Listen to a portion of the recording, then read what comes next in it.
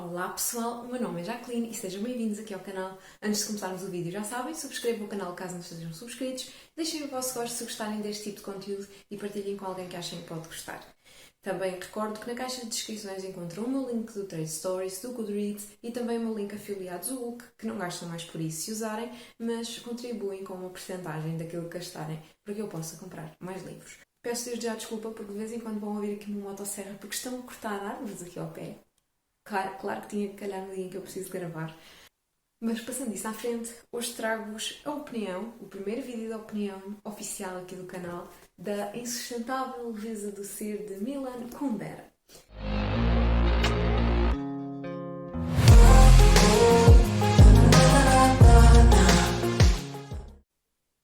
É natural que quem quer elevar-se sempre mais, um dia acabe por ter vertigens. O que são vertigens? Medo de cair? Mas então por que é que temos vertigens num miradouro protegido com um parapeito? As vertigens não são o medo de cair. É a voz do vazio por debaixo de nós que nos enfeitiça e atrai o desejo de cair do qual, logo a seguir, nos protegemos com pavor.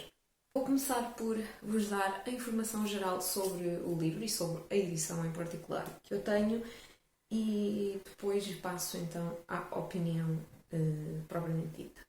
Então, a minha edição em particular foi publicada pela Leia, pela chancela Bis, que está aqui assim no cantinho, em 2011. Tem 404 páginas e é de capa mole, como podem ver, e é daqueles livros floppy, como se costuma dizer. A tradução deste livro em particular é da Joana Varela, que também é responsável pela tradução de uma das edições do Príncipezinho, que é aquela mais conhecida que a capa original. O original deste livro foi publicado em 1984 e o autor é da República Checa.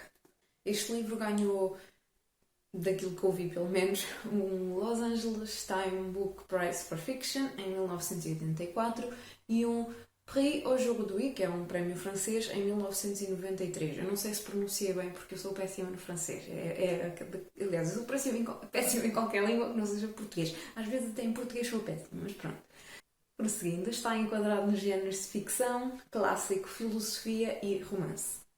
Comecei a lê-lo no dia 3 de dezembro, que era para, supostamente, o TBR Game de dezembro, mas acabou por contar para as leituras de janeiro, para as leituras do projeto, aliás, do desafio, Portas para Outros Mundos, que está a decorrer agora em janeiro e terminei no dia 7 de janeiro.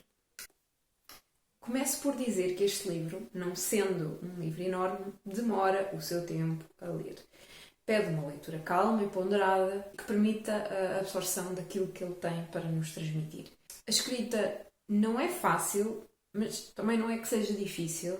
Exige alguma concentração, tanto pelas mensagens que transmite, como pela forma como são transmitidas. Ele divide-se em 7 partes, com capítulos que começam sempre no 1 a cada parte e depois vão avançando, e são na sua maioria muito curtos. 1 ou 2, 3 páginas por capítulo. Sei que há aqui alguns capítulos que têm um bocadinho mais, mas o geral é 1, 2, 3 páginas por capítulo. Tem um plot que se guia principalmente pelas personagens, que nos vai mostrando as suas virtudes e os seus defeitos, a forma como as personagens se transformam, elas próprias, ao longo do tempo e também como são influenciadas pelos seus passados, como isso influencia o futuro. Acompanha a vida de cada uma, como elas se interligam umas com as outras e sempre inseridas no seu contexto histórico. Fala das reformas da Primavera de Praga, da invasão russa e as consequentes perseguições políticas, a opressão do povo e também fala aqui da questão da imigração. Pronto, são só alguns dos temas que isto aborda em contexto histórico. O autor começa logo a narrativa com comparações que nos vão contextualizar em relação ao título do livro e parte dessa contextualização vai nos acompanhar até ao final da história. Apresentam-nos o bem como oposição ao mal, sendo que bem tem conotação positiva e mal tem conotação negativa, e depois, por comparação, temos os termos leveza e peso, que o autor levanta aqui a questão de qual deles terá então conotação positiva, tendo leveza a conotação positiva e peso uma conotação negativa. Após esta breve introdução, vai-nos então começar a falar da história das suas personagens. Primeiro temos então a personagem principal, que é o Tomás, que é um homem divorciado, com um filho que ele nunca vê, e nem faz questão de ver, e que é um mulherengo, pronto. O seu caminho cruza-se com a Teresa, que é a outra personagem assim mais principal, por uma sucessão de acasos e do destino. E o romance desenvolve-se entre os dois de uma forma que nenhum deles parece conseguir fugir ou evitar.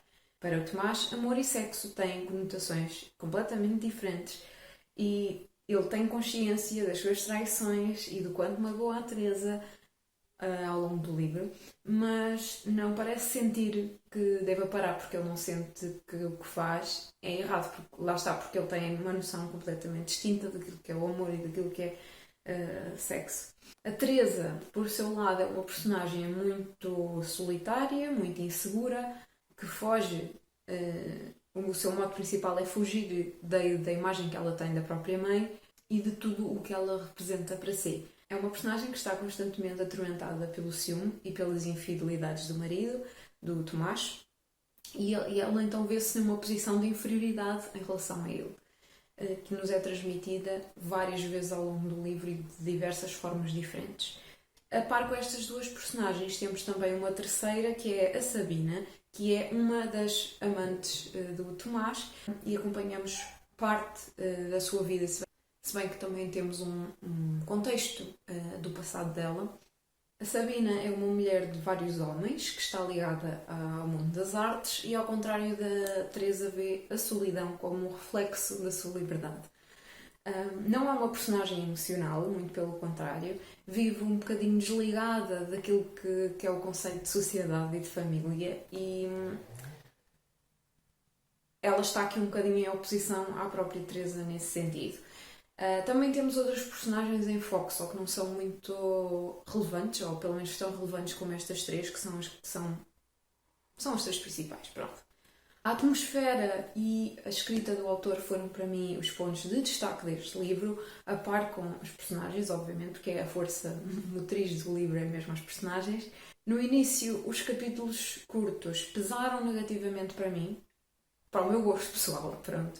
Porque como eles são muito curtos, eu sentia que quebravam muito o meu ritmo de leitura e o meu ritmo de pensamento, a minha fluidez. Mas depois, com o avançar da história, acabei por me habituar e começou a não gostar tanto, a não ter tanta importância.